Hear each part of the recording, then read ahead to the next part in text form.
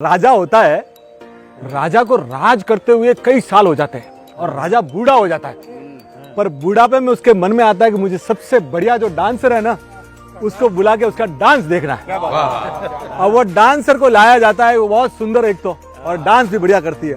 आसपास के सब राजकुमार लोग, राजा सबको बुलाता है। फिर अपने गुरुजी जो जंगल में बैठे हैं उनको याद करते हैं कि गुरुजी आप भी आओ।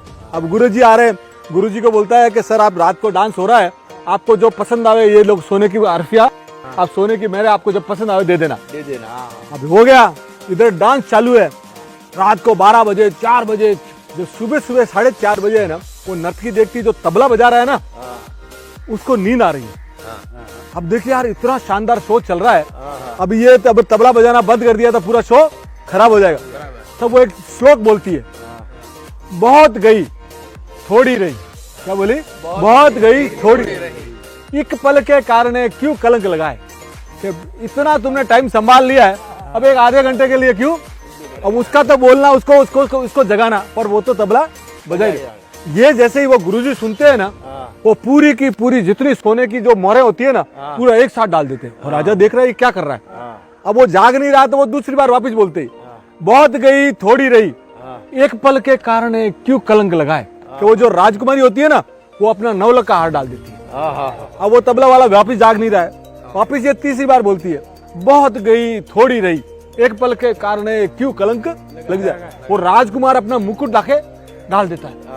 अब वो राजा समझ में, वो राजा बोलता है, अरे तुमने एक ही श्लोक को बार बार बुला के पूरा लूट लिया हमारे को, तुम नर्तकी हो के वेश्या हो।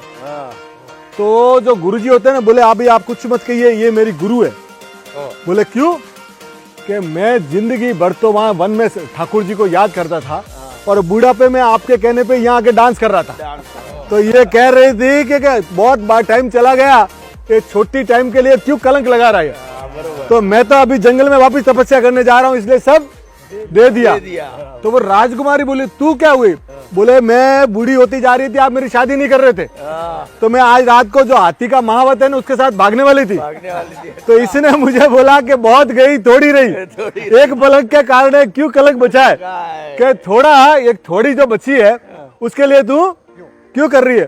तो इसलिए मतलब पिता को कलंक नहीं लगे, इसलिए राजा भी देखता रह गया। तो फिर राजकुमार के सामने देखा कि तेरा क्या है।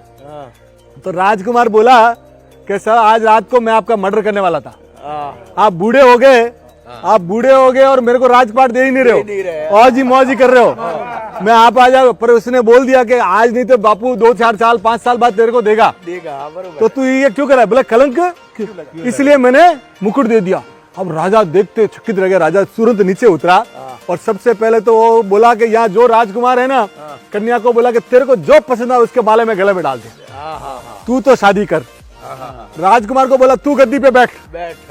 दूसरा, और गुरुजी को बोला गुरुजी आप अकेले कहाँ जाते हो, हमारे साथ, मैं भी आपके साथ चलता हूँ। तो जिंदगी बॉस है ना, अपनी जिंदगियां है ना, बहुत गई थोड़ी रही, एक छोटे से पल के कारण है ना। अभी अपने साला कोई भी काम जिंदगी में ऐसा मत करे कि अपने ऊपर कोई कलंक लगे।